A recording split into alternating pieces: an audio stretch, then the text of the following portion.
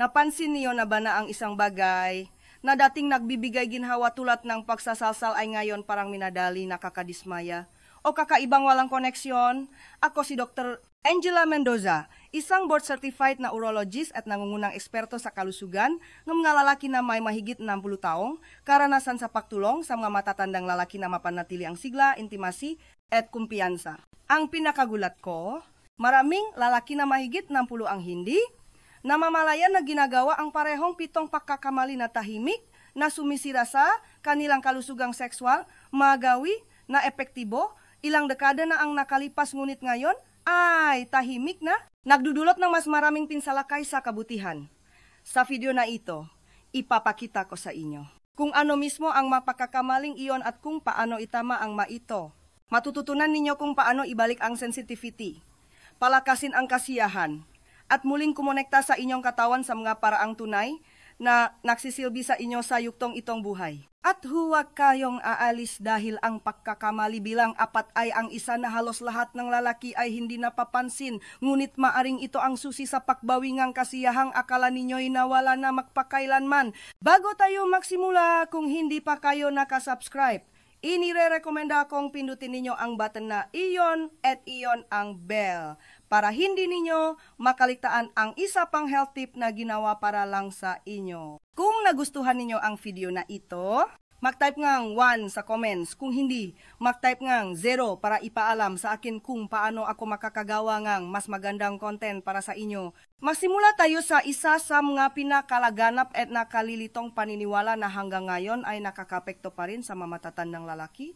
At malamang ito ay isang bagay na narinig o ginawa ninyo nang hindi ito kinukwestiyon. Pagkakamali bilang isa, paniniwala sa mitong semen retention. Maraming matatandang lalaki ang nahuhulog sa bitak ng pag-isip na ang pagpipigil sa ejaculation ay magpapalakas ang kanilang enerhiya, magpapatalas ang kanilang focus o magpapataas pa ang testosterone levels. Ito ay isang paniniwala na nakaugat sa mga makalumang ideya at internet pseudoscience. Bagamat may ilang ebidensya na ang maikling panahon ng pag-iwas ay maaring magdulot ng pansamantalang pagbabago sa hormones, ang katotohanan ay mas komplikado at mas makatao. Ang inyong katawan ay idinisenyo para sa natural na paglabas. Kapag pinipigilan ninyo ang tungkuling iyon sa mahabang panahon, maaari itong magdulot ng discomfort, pelvic congestion, pagbabago ng mood, at mas mataas na panganib ng mga problema sa prostate. Para sa mga lalaking mahigit 60, ang mga kahihinat ng iyon ay hindi lamang abala, maaari itong makasama sa inyong pangkalahatang kapakanan. Binibigyang diin ng mga doktor na ang malusok at katamtamang ejaculation ay kapaki-pakinabang. Nakakatulong ito sa pag-regulate ng hormones, sumusuporta sa kalusugan ng prostate, nagbabawas ng tensyon at maaari pang magpabuting ang tulog. Ang pagpipigil nito sa loop and ilang linggo o buwan sa pag-asang makamit ang isang mitikal na kapangyarihan ay madalas na nagre-resulta sa kabaliktaran, pagkadismaya, pagiging irritable, at pagkawalang ang koneksyon sa tunay na pangangailangan ng inyong katawan. Ang pagsasalsal ay hindi tungkol sa pagpapatunay kontrol, ito ay tungkol sa pag-unawa sa ritmo ng inyong katawan, pagrespeto sa mga senyales nito, at paghahanap ng malusok na balanse. Isipin ito hindi bilang pagpapakasasa, kundi bilang self-maintenance tulad ng pag-unat o pahinga ng malalim. Kapag ginawa ng may kamalayan, maaari nitong i-ground at bigyan kayo ng enerhiya at tulungan kayong mas makaramdam ng connection sa inyong sarili. Ngunit kung kumakapit pa rin kayo sa paniniwala na ang kontrol ay katumbas ng lakas, maaring oras na para tanungin, ano pang mamakalumang gawi ang maaring tahimik na naglilimita sa aking kasiyahan at performance? Maaring magulat kayo sa susunod na pagkakamali dahil ito ay isang bagay na inulit ng karamihan sa malalaki nang hindi nila namamalayan. Pagkakamali bilang 2, paggamit ng parehong hawak at teknik sa bawat pagkakataon. Ang rutina ay maaring maging comfortable lalo na pagdating sa mga personal na gawin na nabuo sa loop ng mga dekada. Ngunit pagdating sa pagsasalsal, ang paggamit ng eksaktong parehong hawak din at kilos sa bawat pagkakataon ay maaring tahimik na kumilos laban sa inyo. Maraming matatandang lalaki ang nananatili sa kung ano ang pamilyar ng hindi namamalayan na ang pagiging Predictable na ito ay maaring magdulot ng pakawala ng sensitivity at makagambala pa sa kanilang kakayahang mag-enjoy sa intimacy kasama ang isang partner.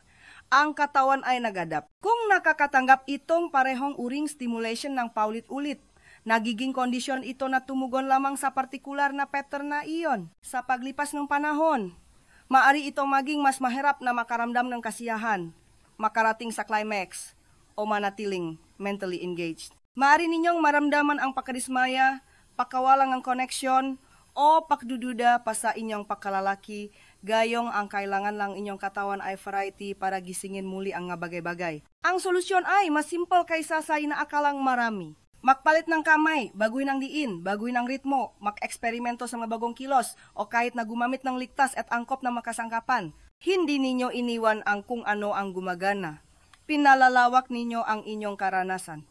Ito ay tungkol sa pagpapanatiling engaged ng inyong nervous system at present ng inyong isipan. Tulad ng paglakas ng inyong makalamnan kapag hinahamon ninyo sila ng mabagong ehersisyo.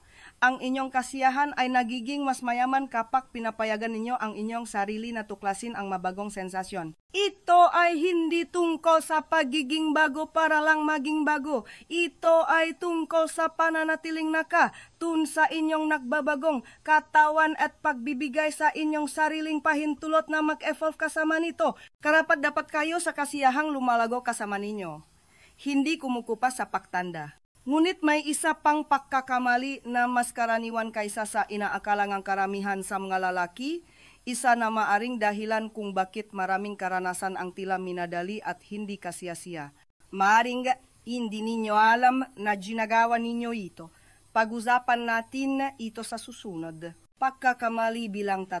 Pagmamadali sa karanasan. Sa mga nakababatang taon, maraming lalaki ang natutong maksalsal ng mabilis dahil sa pangangailangan, pagiging lihim o nakasanayan. Ngunit sa paglipas ng mga taon, ang dating minadaling gawain ay maaaring maging isang malalim na nakaugat na pattern.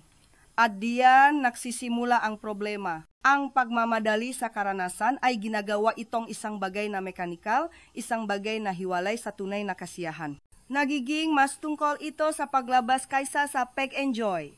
At para sa malalaking mahigit ng 10, ang minadaling paraan na ito ay maaring maknakaw sa inyo nga mas malalim at mas kasiyasiyang masensasyon na ganap pa rin kayang maranasan nga inyong katawan. Kapag nagmamadali kayo, walang sapat na oras ang inyong katawan para unti-unting buuin ang arousal, ang inyong isipan ay hindi nananatili sa sandaling iyon. Sa halip, nagmamadali kayo patungo sa finish line, halos hindi napapansin ang paglalakbay. Sa paglipas ng panahon, maaari itong magdesensitize sa inyo na nag-iwan sa inyong pakiramdam na kulang o emotionally flat pagkatapos. Ang dating pinakmumulan ng koneksyon ay maaring magsimulang maging walang laman. Sa kabilang banda, ang pagbagal ay nakbabago ng lahat. Nakbibigay ito sa inyong katawan ng espasyo para magising. Inaanyayahan nito ang inyong nervous system na ganap na makilaho. At pinapayagan nito ang inyong isipan na muling kumonekta sa bawat sensasyon. Ang malalim na pahinga, intensyonal na paghawak, at pagpapabagal ng tempo ay maring gawing isang bagay na nakapagpapalusok at makapangyarihan ang isang ordinaryong sandali. Ang kasiyahan ay hindi lamang tungkol sa climax. Ito ay tungkol sa presensya, ritmo, at pagkamausisa. Sa pamamagitan ng pagtrato sa oras na ito bilang isang bagay na makabuluhan, sa halip na rutina, nagsisimula kayong makaramdam na mas buhay, mas buo, at mas nakatun sa inyong sarili. Hindi ito tungkol sa pagtagal para lang tumagal. Ito ay tungkol sa muling pagtuklas sa kung ano ang maaring minamadali ninyo sa loob ng maraming taon. Ngunit kahit ang pagbagal ay hindi magbubukas ang inyong buong potensyal kung nakatuon lamang kayo sa isang bahagi ng inyong katawan. Ang susunod na pagkakamali ay maaring magulat sa inyo. Ito ay isang bagay na hindi napapansin ng karamihan sa mga lalaki. Pagkakamali bilang 4, pagbaliwala sa natitirang bahagi ng iyong katawan. Sa paglipas nga taon, maraming lalaki ang nakondisyon na tumuon lamang sa kanilang ari sa panahon ngang self-pleasure na parabang iyon lamang ang pinakmumulan ngang sensasyon na mahalaga. Ngunit ang katotohanan, ang inyong katawan ay puno nga nerve endings at pleasure zones na kapag ginalugat ay maaring ganap na baguhin ang inyong karanasan. Sa pamamagitan ng paglilimita nga stimulation sa isang lugar lamang, napapalampas ninyo ang buong saklaw, pisikal at emosyonal na masensasyon na kaya pa ring ihandong ang inyong katawan kahit na pagkatapos ng 60. Ang inyong ngahita, dibdib, ibabang bahagi ng tiyan, lig at lalo na ang perineum, ay mga lugar na maaring magpataas ng arusal at magpalalim ng connection. Ang marahiyong ito ay hindi lamang nakalok ng physical na sensitivity. Pinapayagan din nila kayong makaramdam na mas present, mas nakatun sa inyong katawan, at mas may kamalayang emosyonal sa panahon ng karanasan. Ang banayat na paghawak, masahe, pagbabagong temperatura, hindi ito nga pagpapakasasa. Ito ay nga daan patungo sa mas malaking kasiyahan. Ang pag-engage sa inyong buong katawan ay nakakatulong na makawala sa mga nakasanayang rutina at lumilika ng isang mas mayaman at mas buong karanasan. Ito ay hindi tungkol sa pagiging experimental o kakaiba. Ito ay tungkol sa paggalang sa pagiging komplikadong inyong katawan at pagpapahintulot sa inyong sarili na maranasan ito ng buo. Hindi kayo isang bahagi lamang. Kayo ay isang sistema nga sensasyon, emosyon at kamalayan. Kapag pinasigla ninyo ang kabuuan, natural na lumalago ang inyong pakiramdam nga kasiyahan. Ngunit kahit natuklasin ninyo ang mas maraming bahagi ng inyong katawan, ang paraan ng paglapit ninyo sa pahawak mismo ay maaring gumawang ang malaking pagkakaiba. At may isang karaniwang pagkukulang na tahimik na nagbabawas ng ginhawa at sensitivity para sa hindi mabilang na mga lalaki. Ito ay isang bagay na napakasimpal ngunit madalas na binabalewala. Tuklasin natin ito sa susunod. Pagkakamali bilang 5. Pag-iwas sa paggamit ng lubrikan. Habang tumatanda ang lalaki, ang natural na pagbabago sa katawan, tulad ng nabawasang moisture at sensitivity ng balat, ay maring maging dahilan upang maging iba ang pakiramdam ngang pisikal na pahawak kaysa dati. Gayunpaman, maraming lalaki ang patuloy na nagsasalsal ng hindi gumagamit ng anumang lubricant, madalas dahil sa nakasanayan o paniniwala na hindi ito kailangan. Ang katotohanan ay ang pag-iwas sa lubrikan ay maring lubos na maglimita sa inyong ginhawa at kasiyahan. Maari itong magdulot ng friction, iritasyon, at kahit na microscopic na pinsala sa balat na nakbabawas ng sensitivity sa paglipas ng panahon. Ang paggamit ng isang dekalidat na lubricant ay maaring ganap na baguhin ang inyong karanasan. Pinapayagan nito ang mas makinis at mas banayat na paggalaw. Binabawasan ang panganib ng discomfort at mas malapit na ginagaya ang sensasyon ng partner intimacy. Makakatulong ito na gisingin ang nerve endings na maaring natahimik at maaring magpahabang ang durasyon at kalidad ng inyong kasiyahan. At para sa malalaking maring may paninigas ng kasukasuan o nabawasang mobility ng kamay, ang lubrikan ay maring magbawas ng pagsisikap at gawing mas madali at mas kasiyasiya ang karanasan. Walang dapat ikahiya sa paggamit ng kasangkapan na sumusuporta sa nagbabagong pangangailangan ng inyong katawan. Tulad ng pagsusuot natin ng salamin sa pagbasa upang makita ng mas malinaw nga sumusuportang sapatos upang makagalaw ng madali. Ang lubrikan ay isa lamang anyo ng self-care. Hindi ito kahinaan, ito ay katalinuhan. Ang pagtanggap dito ay maring magparamdam sa inyo na mas konektado, mas buhay, at mas may kontrol sa inyong sexual na kapakanan. Ngunit kahit na may mga tamang kasangkapan, maraming lalaki pa rin ang napipigilan ng isang bagay na mas makapangyarihan kaysa sa mga pisikal na limitasyon. Wala ito sa katawan, nasa isipan, at maliban kung ito ay matutugunan, marinitong tahimik na sirain kahit na ang pinaka-intensyonal na pagsisikap tungo sa kasiyahan. Ano ito? Malalamang ninyo. Pagkakamali bilang 6. Pagkaramdam ng hiya o pagkakasala tungkol sa gawain. Para sa maraming lalaking mahigit ng 10, ang madamdaming dala nila tungkol sa pagsasalsal ay nabuo nun pa. Madalas sa mga kapaligiran kung saan ang sex ay tabu at ang self-pleasure ay itinuturing na isang bagay na dapat itago o ikahiya. Kahit ngayon, ilang dekada na ang lumipas, ang tahimik na mensaheng, iyon ay maari pa ring manatili sa ilalim ng kamalayan. Maaring naintindihan ninyo sa lohika na ang pagsasalsal ay normal at malusok, ngunit nakakaramdam pa rin ng kaunting pagkakasala pagkatapos o isang pangangailangan na panatilihin itong lihim at minadali. Ang emosyonal na tensyon na ito ay maaring makaapekto hindi lamang sa inyong karanasan, kundi pati na rin sa inyong pangkalahatang relasyon sa inyong katawan at sexualidad. Ang katotohanan ay walang anumang nakakahiya sa paglalaan ng oras para sa inyong sarili. Sa katunayan, kapag ginawa ng may intention at pangangalaga, ang pagsasalsal ay maaring maging isang mabisang paraan ng emotional grounding, stress relief, at maging ng espiritual na connection. Ito ay isang sandaling ang pagrespeto sa sarili, hindi pagpapakasasa. Ipinapakita ng mga pag-aral na ang regular na self-pleasure sa mga matatanda ay naunay sa mas mahusay na pagtulok, pinabuting mood, na bawasang pagkabalisa at mas malaking tiwala sa sarili. Ngunit wala sa mga benepisyong ito ang ganap na natatamo kung ang pagkakasala ay bumabalot sa karanasan. Ang pagpapalaya sa hiya ay nagsisimula sa paggamon kung saan nakmula ang mga lumang paniniwalang iyon. Sila ba ay tunay na sa inyo o tinuro na iba? Kapag nagsimula ninyong tingnan ang pagsasalsal hindi bilang isang lihim na gawi, kundi bilang isang natural at malusok na paraan ng pag-alaga sa sarili, nagbabago ang lahat. Karapat dapat kayong makaramdam ng kapayapaan, ginhawa, at pagmamalaki sa pag-alam na inaalagaan ninyo ang inyong sarili sa isang makabuluhang paraan. Gayunpaman, ang emosyonal na kalayaan ay bahagi lamang ng equation. May isang huling pagkakamali na madalas hindi napapansin, ngunit maaari nitong lubos na limitahan ang inyong kasiyahan habang patuloy na tumatanda ang inyong katawan. Karamihan sa mga lalaki ay hindi man lang namamalayan na ito ay isang opsyon hanggang sa subukan nila ito. At kapag ginawa nila, nagbabago ang lahat. Pagkakamali bilang 7, pakbalewala sa makasangkapan at enhancement na dinisenyo para sa mga lalaking mahigit ng 10. Habang nagbabago ang katawan sa pagtanda, maraming lalaki ang nakakaranas ang pagbabago sa sensitivity, dexterity, at stamina. Ngunit sa kabilang nga natural na pag-unlad na ito, madalas nilang ipinagpapatuloy ang paggamit ng parehong diskarte sa self-pleasure na ginamit nila sa loob ng mga dekada,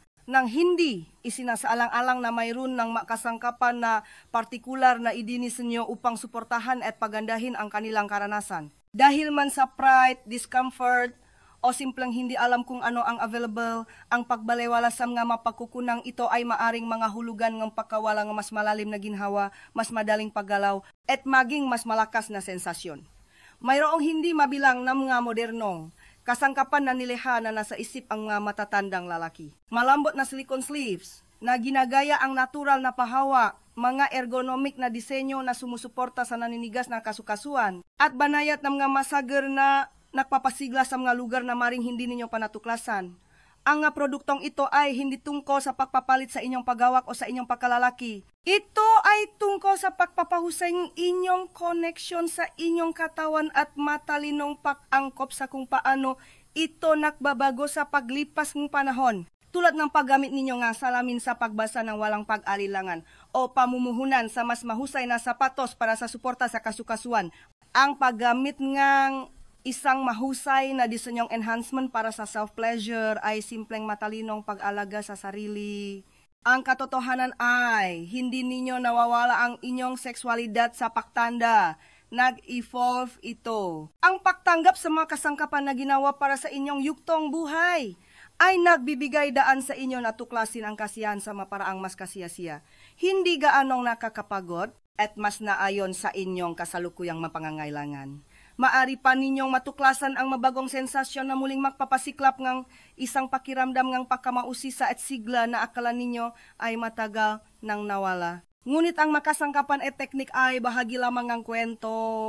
Ang tunay na nagbabago sa inyong karanasan ay ang kaisipan na dala ninyo rito. At kapag sinimulan ninyong pagsamahin ang lahat ng mga piraso, isang kamangha-manghang bagay ang nagsisimulang mangyari. Bagong kaisipan at isang kumpletong diskarte sa self-pleasure. Ang pinakamakapangyarihang pagbabago na maaari ninyong gawin sa yuktong itong buhay ay hindi lamang pisikal. Ito ay mental. Kapag binitawan ninyo ang lumang mito, hiya, at mga makalumang teknik, binubuksan ninyo ang pinto sa isang karanasan na maaring maging nakapagpapalusok, nakapagpapanumbalik, at sa akin ay nakapagpapagaling pa.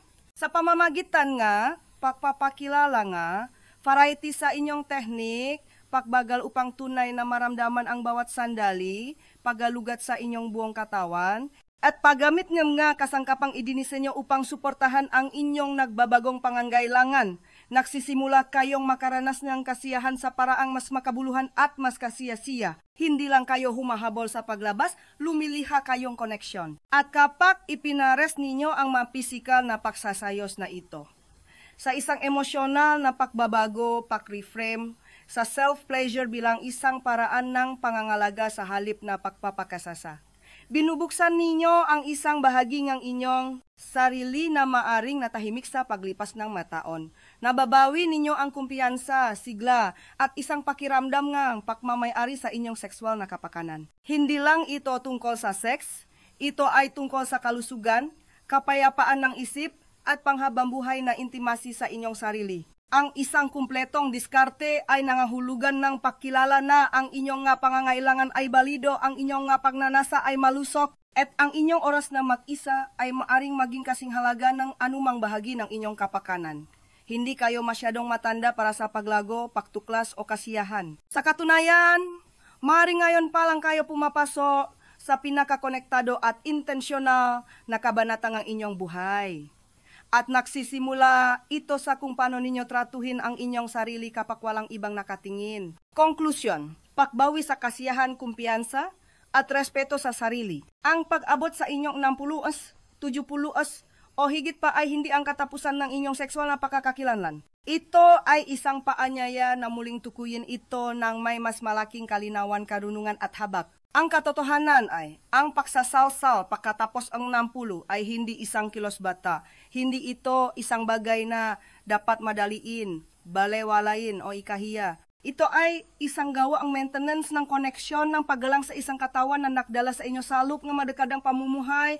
Ito ay sa madaling salita, isang anyo ang pagrespeto sa sarili. At kung gagawin ng may kamalayan, maaari nitong ibalik hindi lamang ang pisikal na kasiyahan kundi isang panibagong pakiramdam nga emosyonal na intimacy sa inyong sarili. Sa buong pag-usap na ito, ginalugar natin ang 7 karaniwang pagkakamali na tahimik na nag-alis ng saya at sigla mula sa personal na karanasang ito, pagkapit sa mitong ang semi-retention, pagulit ang parehong nga teknik, pagmamadali sa gawain, pagbalewala sa inyong buong katawan, paglaktaw sa lubritsan, pagdadalang lumang hiya, at pag-iwasam nga kapakipakinabang na kasangkapan na ginawa para sa inyong kasalukuyang mapangangailangan. Ang ito ay hindi lamang maliliit na pagkakamali. Sila ay masenyales na makalumang pag-iisip na maaring hindi na nagsisilbi sa kung sino kayo ngayon. Ngunit ngayon ay mayroon na kayong kaalaman. Nakita ninyo kung paano ang malilit na pagbabago sa diskarte tulad ng pagbagal, paggalugat ng mas maraming bahagi ng inyong katawan o kahit na ang pagbitaw lang sa pahuhusga ay maaring gumawa ng isang malaking pagkakaiba. Kinugal ninyo ang kadekada sa pag-aalaga sa iba, pagtupat sa mga responsibilidad, pagtugon sa mga inaasahan. Ngayon, oras na para ibaling ang pangangalagang iyon sa loop, hindi sa paraang makasarili, kundi sa paraang para sa kaluluwa. Dahil kapag tinatrato ninyo ang inyong sarili nang may ganitong uring ang intensyon, nagbabago ang lahat sa paligid ninyo, ang inyong kumpiyansa, ang inyong enerhiya, ang inyong saya. Walang expiration date sa sexual na kalusugan, walang huling kabanata kung saan hindi na nabibilang ang kasiyahan, nagpapatuloy ang kwento at hawak ninyo ang panulat. Muling natutuklasan man ninyo ang sensasyong akala ninyo'y nawala na o ginagalugat ang bahagi nga inyong sarili na hindi pa ninyo tunay na kilala. Bawat sandali na ginugugol ninyo sa tapat na koneksyon sa inyong katawan ay isang hakbang tungo sa isang mas buo, mas malayang buhay. Kaya tanungin ang inyong sarili, hindi kung ano ang nawala sa inyo, kundi kung ano pa ang maaari ninyong matamo. Dahil ang katotohanan ay hindi pa kayo lampas sa inyong prime. Pumapasok kayo sa isang mas malalim na yugto, isang nakaugat. Hindi sa performance kundi sa presensya, hindi sa bilis kundi sa lalim, hindi sa hiya kundi sa pagalang. Ang iyong kasiyahan ay balido. Ang iyong kumpiyansa ay sa iyo upang bawiin, at ang iyong respeto sa sarili. Kung pipiliin mong linangin ito, ay lalong lalakas sa bawat maingat na hakbang na iyong gagawin. Ngayon, gawin mo ang hakbang na iyon, karapat dapat ka rito.